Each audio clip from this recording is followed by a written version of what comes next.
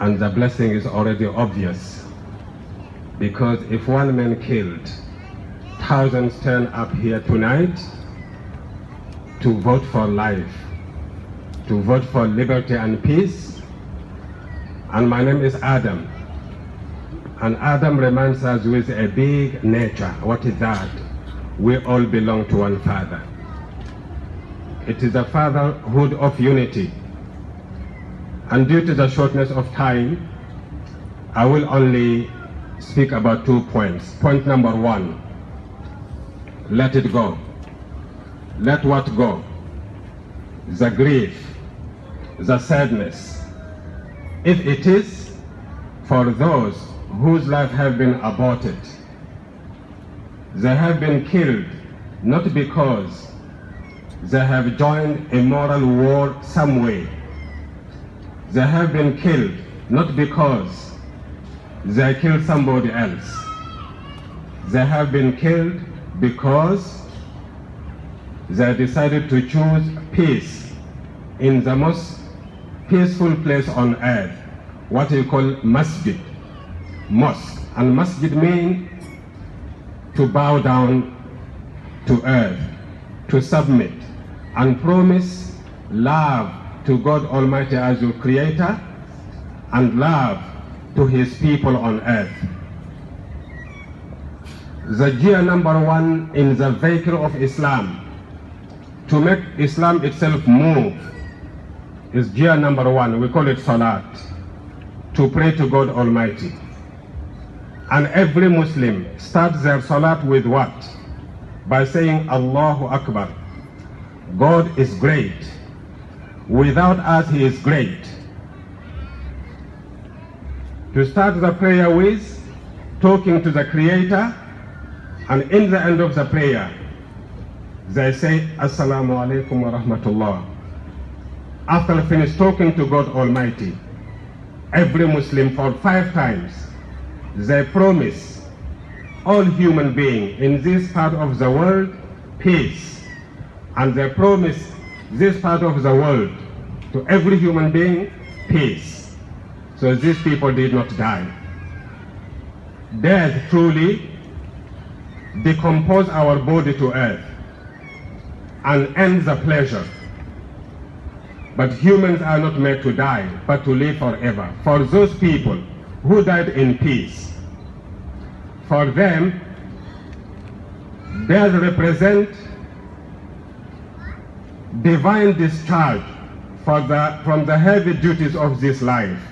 The test for them is over, and the beginning for us. Death for them is only a change of residence from this troubled world into the house of peace, Dar es Salaam. Death for them is the transferal of the body from this decaying, dying body to the eternal one, your soul. Death for them is no more but invitation to and the beginning of the everlasting life. So they didn't die. We may die if we don't know how to react from now on. We should not grieve for them. They made it, and they passed the test of life the way their life have been ended.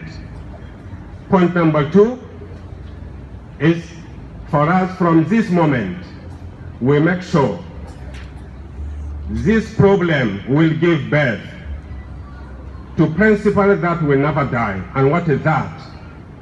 To prove that I'm a human being, I will not say it. My Muslim brother will say it, and my Muslim sister. My Christian brother and sister will say it. My Hebrew brother and sister will say it. My Hindu brother and sister will say it. My Buddhist brother and sister will say it. Why?